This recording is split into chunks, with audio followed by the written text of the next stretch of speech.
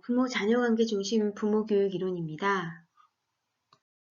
고든의 부모 효율성 훈련 이론에 대해서 알아보도록 하겠습니다. 1962년 고든이 로저스의 인본주의 자아 이론에 입각해서 개발한 부모 교육 프로그램입니다. 기노트도 마찬가지고 다 로저스의 영향을 받았어요. 인본주의에 입각했기 때문에 굉장히 여기도 마찬가지로 부모 노릇을 잘 못하는 이유는 아동이 부모의 인성적인 문제라기보다는 대인관계 기술이 부족해서 오는 오류라고 이제 파악했던 거죠.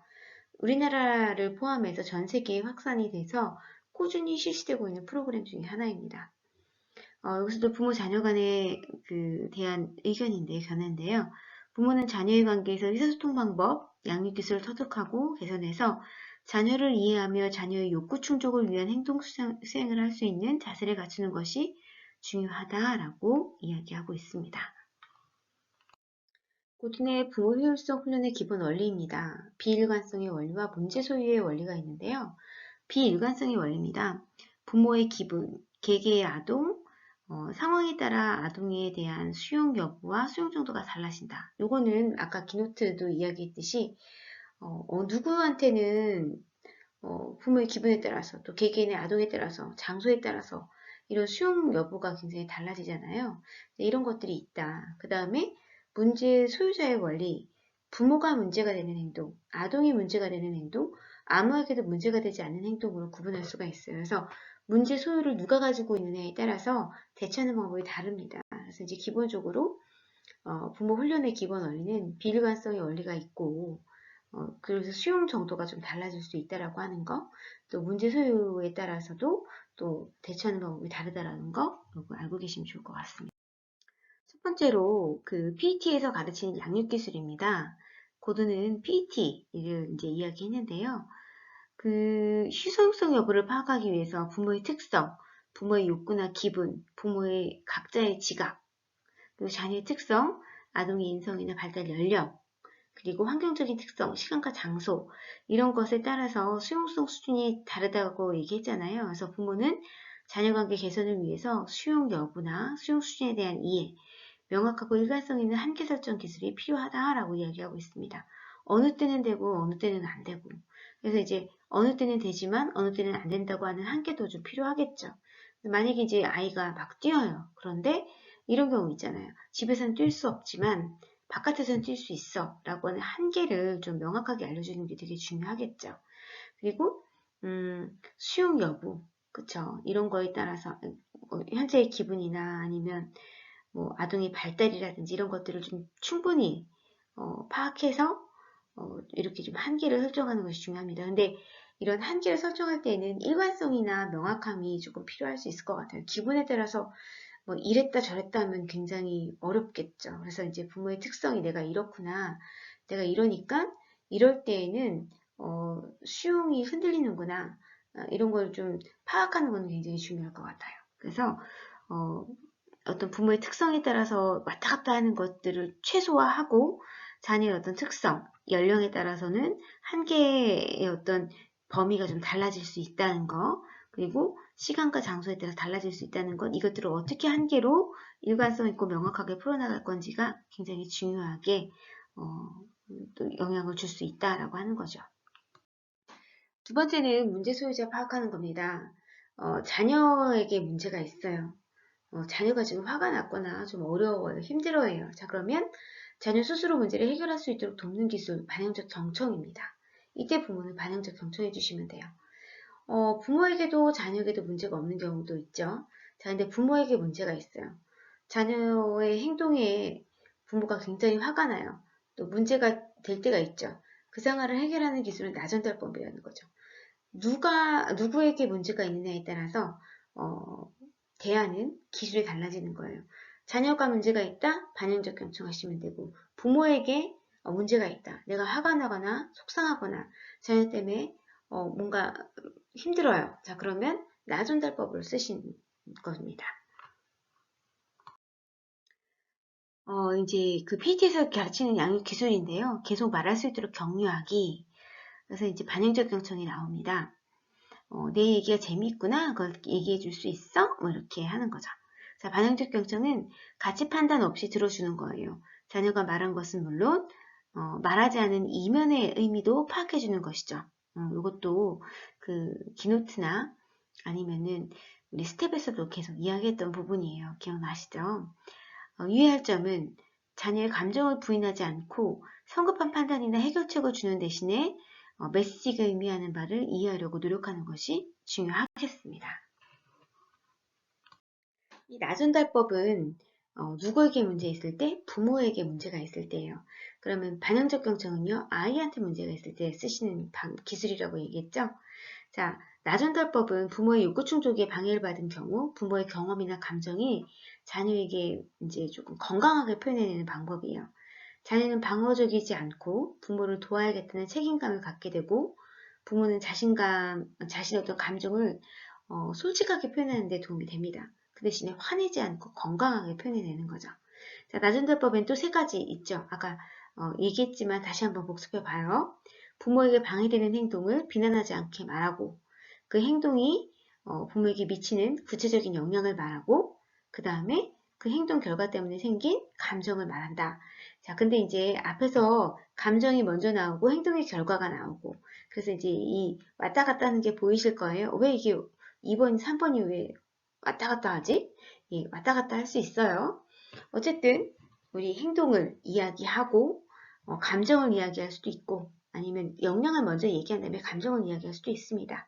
자, 이렇게 해서 건강하게 나를 표현해내는 거 중요할 것 같습니다. 엄마는 탁자 위에 점토를 가지고 논 후에 여기저기 점토 부스러기를 흘려두고 치우지 않은 딸에게 화가 났어요. 자, 첫 번째 반응. 넌 어쩜 이렇게 칠칠맞니? 놀고 한 번도 정리한 꼴을 못 봤어. 어때요? 싸우자고 덤비는 거죠? 안 되겠죠. 자, 두 번째예요. 자, 이렇게 화난 감정을 건강하게 표현해낼 수 있습니다. 자, 아이와 행동을 분리할 수 있어요. 그러니까 건강하게 내가 화난 감정이 전달되지 않고 건강하게 전달될 수 있다는 거죠.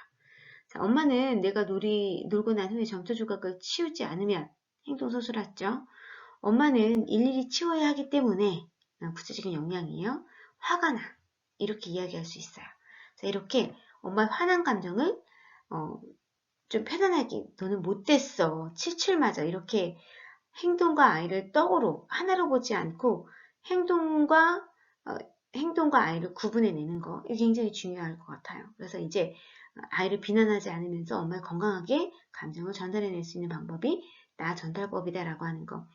계속 이 부모 훈련 프로그램에 계속 이야기하고 있는 거예요. 그래서 반응적 경청 굉장히 중요하고 나 전달법 굉장히 중요하다라고 하는 거 다시 한번 말씀드리고 나 전달법은 나한테 문제가 있는 부모한테 문제가 있을 때 쓰는 거고 반응적 경청은 아이한테 문제가 있을 때 쓰는 거다라고 이야기했습니다. PET에서 가르치고 있는 양육기술 중에 특히 이제 고든이 PET에서 이제 가르치는 양육기술 중에 무승부법이 있어요. 갈등이 있을 때 어느 한쪽이 이기고 한쪽이 지는 방법이 아닌 제3의 방법을 통해서 아이와 함께 문제를 해결하도록 하는 의사결정 방법이 이 무승부법이라는 거예요. 자, 무승부법의 단계는 갈등이 어떤 것인지를 정의하고 문제를 서로 충분히 인식한다. 그다음에 갈등을 가능한 해결책을 어떤 것들로 해결할 수 있는지에 대한 해결책을 수집하는 과정, 그 다음에 수집해놓은 해결책을 검토하는 것, 최선의 해결 방안을 결정하고 해결책을 수행하는 방법을 결정하고 실행하는 것, 실행한 결과를 평가하는 것. 이게 이제 무승부법이라는 거죠. 자, 이제 요거는 사실은 갈등, 이제 아이가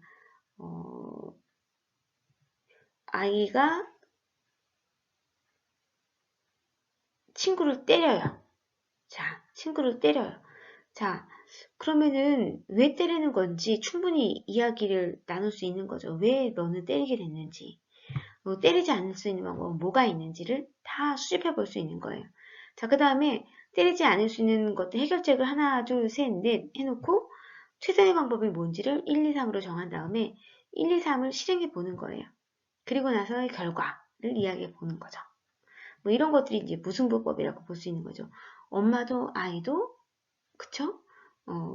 누가 이기고 지는 게 아니라 어쨌든 문제를 향해서 해결해 나갈 수 있는 여러 가지 방법들을 모아서 결국은 해결해낼 수 있는 방법을 마련해내는 것. 이게 굉장히 중요한 기술이에요. 이게 무승부법이다라고 하는 거죠. 부모 자녀 간의 갈등이 있을 때, 그쵸? 제1의 방법은 부모가 이기는 방법, 제2의 방법은 자녀가 이기는 방법, 제3의 방법은 공평한 방법. 이게 바로 무승부법이라는 거죠. 이해되셨죠?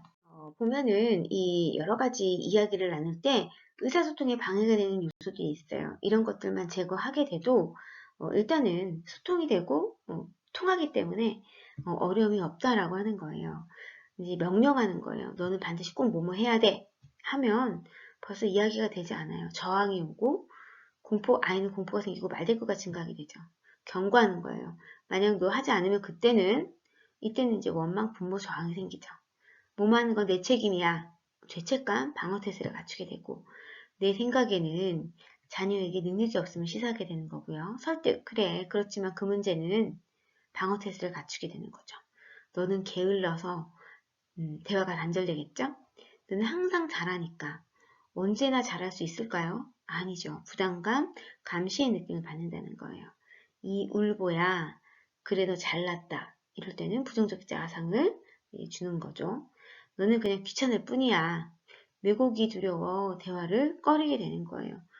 잘못된 분석일 수 있으니까요. 동정, 기운내, 나아질 거야. 이해가 부족하다고 느끼죠. 왜냐면 잘 알지도 못하면서 얘기하는 거예요. 캐묻기, 왜, 누가, 어떻게 대답하는 동안 문제 방향을 잃게 될 수 있기 때문에 싫어해요. 화제 전환, 즐거운 일이나 생각하자. 대처보다는 회피 방식을 암시하기 때문에 문제를 해결해 나갈 수가 없어요. 그래서 이렇게 막 갑자기 화제를 전환하는 것도 의사소통을 방해하는 요소들이 됩니다. 이런 것들을 한번 생각해 보시고 자녀들과 이야기를 해라 라고 하는 것들을 이야기합니다. 오늘은 민주주의 부모교육 이론과 인본주의 부모교육 이론에 대해서 알아보았습니다. 오늘 긴 시간 동안 고생하셨습니다.